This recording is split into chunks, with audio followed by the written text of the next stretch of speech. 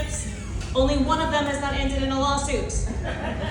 But the magician thing is still fresh, so there is still time.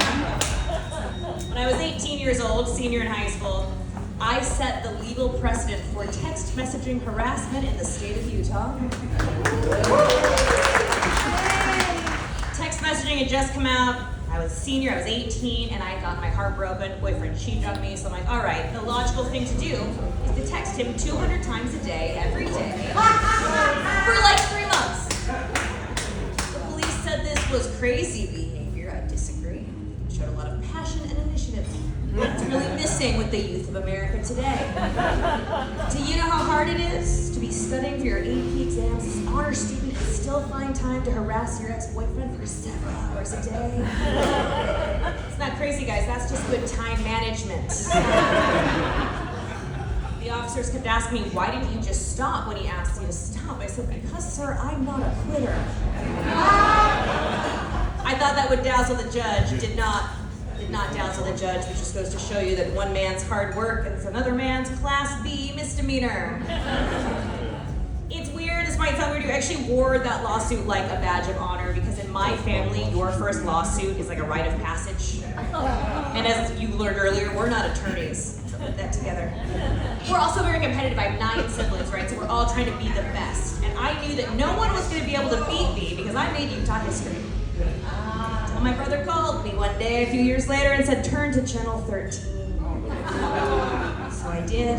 Here's my brother standing in front of Judge Judy at 3 p.m. on a weekday, being sued for credit card fraud, which we all knew he was very guilty of. I've been trying to prove that my family is not trashy for my entire life.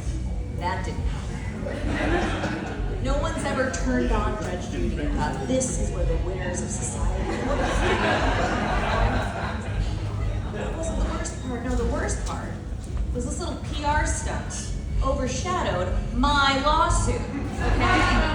My mom didn't care that I made Utah history, no, because she always wanted a kid in showbiz. Here's my brother, star of reality daytime TV. It's well played. In fact, my brother and I, we have a very interesting relationship. We are so competitive with each other. We've always been involved in similar things. He's a comedian also, and I think that's why it was so hard for me when he got diagnosed with stage 4 cancer last year. Because now he has access to a bunch of cancer jokes that I can't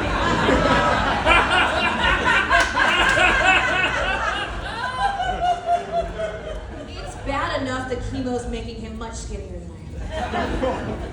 But I have the time left to make this whole comedy dream come true, so it seems just very selfish on his part, you know. When he got diagnosed, I called him, and I was obviously very broken up, and I said, this is unfair, it should have been me. And he said, please don't say that. Everybody's got their own shit to deal with.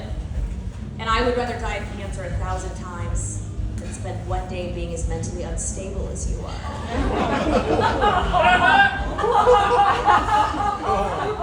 Do you know how bad your neuroses has to be for your brother to choose death over the prospect of being you for one day? Bad enough for me to consider killing myself just to one-up him. You know, just to one-up him. I don't give a fuck, bro. I'll go first. I've done worse things for attention, you know? And that funeral would be lit. There's only one thing people cry about more than cancer, and that's suicide, so good luck following that act, ass. Might shock you to hear I do have some mental health issues. Which is why I think it's so important, especially in the winter of seasonal depression, to make sure you take time out, take some vacation, do some self-care. A handful of years ago, I actually managed to book some time at a very exclusive, invite-only retreat. You've heard of it, it's called Hope Springs Eternal Psychiatric Facility. And by invite only, I mean I was told I was not legally allowed to refuse to go. The officers who brought me there. I can see how some people, like my neighbor, might have you believe they saw me being forcibly taken from my home and shoved in a cop car. That is a very negative way to view the situation. No. I like to say that the resort sent a private car to come get me. With my own personal security detail. And when the driver opened the door, he gave me a beautiful pair of silver bracelets. It didn't end there, guys. No, when I showed up, they gave me a gown just like Cinderella. My shoes did not go with the outfit, and they wouldn't let me have the laces. So they gave me a pair of slippers, not glass slippers. They had little like rubber stoppers on the bottom, but still, they were slippers nonetheless. We talk a lot about reframing in the psych ward, so I'm putting a lot of this into practice. I'm gonna be real with you. This is right after I found out about all my ex-husband stuff. Wasn't doing great, but I was not trying to kill myself. I was trying to get attention. And I got it, so that kind of blew up in my face. I did learn a lot of lessons. One thing is the psych ward is a lot like high school. Not only is it, traumatic like high school, but it's also very cliquey like high school. You've got your popular girls, they're there for the eating disorders. You got your theater kids, they're hearing voices and having delusions of grandeur in the corner. And I'm just trying to score some pills. There was a really nice nurse there who knew how angry I was about the situation, and so she would slip me a little extra Xanax. She gave it to me one day, she leaned in and she said, "Take these, honey, you're not gonna remember a thing." I said, "Weird, because that's what the guy I lost my virginity to said." So the divorce was rough, but I got the revenge body. People do this. I started working out, lost a bunch of weight, and I was really proud of myself. My parents invited me, and they sat me down, and they said, "Hey, do you have a cocaine problem?" I wanted to be mad, I did, until it dawned on me that my parents think my career is going well enough that I can afford to both pay rent in DC and sustain a cocaine habit.